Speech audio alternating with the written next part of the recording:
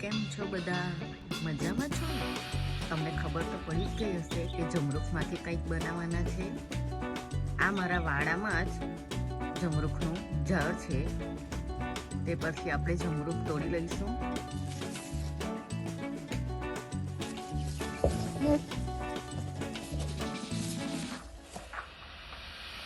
જમરૂખ આપણે તોડી લીધા છે.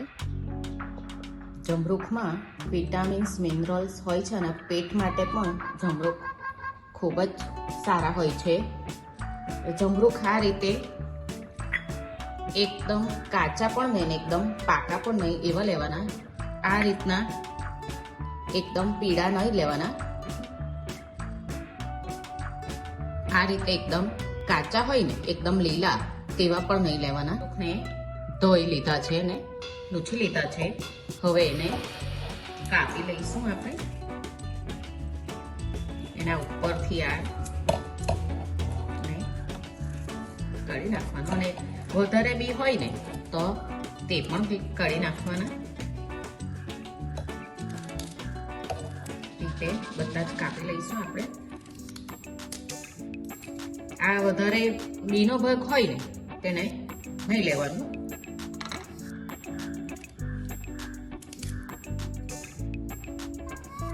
બી ઓછા હોય તો કઈ નહીં, વધારે હોય તો તેને અને નાના નાના ટુકડા કરી લઈશું.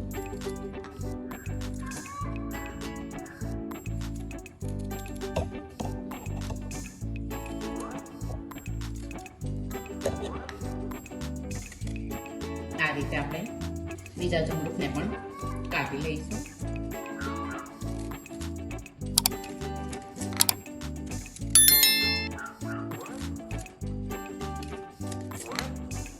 તમે ચટણી તો જુદી જુદી ખાધી જ હશે, પણ આ એકવાર આ ચટણી બનાવજો, તમને ખૂબ જ ભાવશે.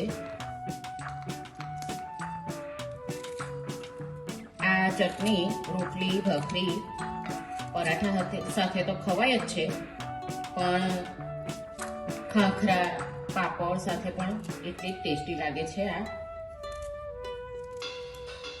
જમરૂખને આ રીતે મેં નાના ટુકડા કરી લીધા છે. અને બીજી સામગ્રીમાં 4 લીલા મરચાં લીધા છે, એક આદુનો ટુકડો છે, હિંગ છે નાની 5 ચમચી, 1 ચમચી સંચળ પાવડર. આમાં સંચળ પાવડરનો ટેસ્ટ ખૂબ જ સરસ આવે છે જમરૂખમાં. 1 ચમચી મીઠું છે આપણું સફેદ, અને જીરું લીધું છે 1 ચમચી, અને 1 વાડકી ભરીને કોથમીર લીધી છે, 1 લીંબુનો રસ છે, અને ગોળ લીધો છે 1 ચમચી. આ ઓપ્શનલ છે, તમારે એ નહીં લેવું હોય ને તો પણ કંઈ નહીં, પણ આને લીધે ખાટો મીઠો એવો ટેંગી ટેસ્ટ ખૂબ જ સરસ લાગે આ ચટણીમાં. સરજાર લઈ લઈએ, તેમાં જમરૂખ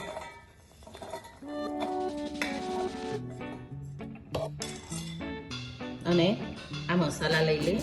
આપણે મરચાંને પણ કાપી લઈએ.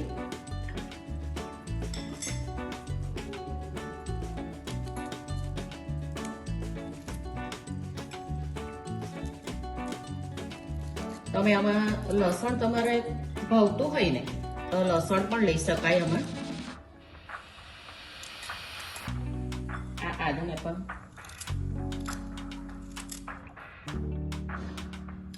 હિંગ, સંચળ પાવડર, મીઠું અને જીરું આ પહેલા આપણે ક્રશ કરી લઈએ. આ રીતે પલ્સ મોડ પર એને આપણે થોડું આ રીતનું દરદરું કર્યું છે. હવે એમાં આપણે કોથમીર,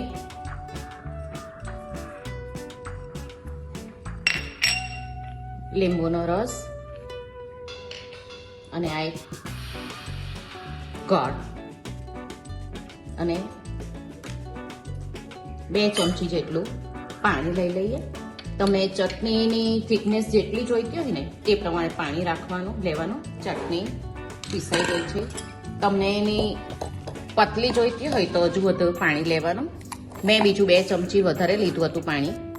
જુઓ, મને એકદમ પતલી નથી ગમતી, આ રીતની રાખવાની.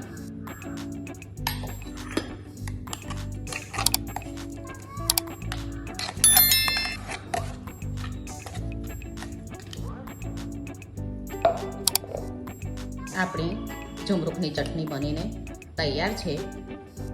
તમે પણ આ રીતે બનાવજો. આ ચટણીને તમે કંઈ પણ રોટલી, ભાખરી, ખાખરા સાથે તો ખવાય જ, પણ તમે કોઈ ડીપ તરીકે પણ આનો ઉપયોગ કરી શકો. ખૂબ જ સરસ લાગશે આ તમને ચટણી. આ રીતે બનાવીને મને કહેજો કે તમને આ ચટણી કેવી લાગી. આપણે પાછા મળીશું બીજી રેસીપી સાથે. આવજો.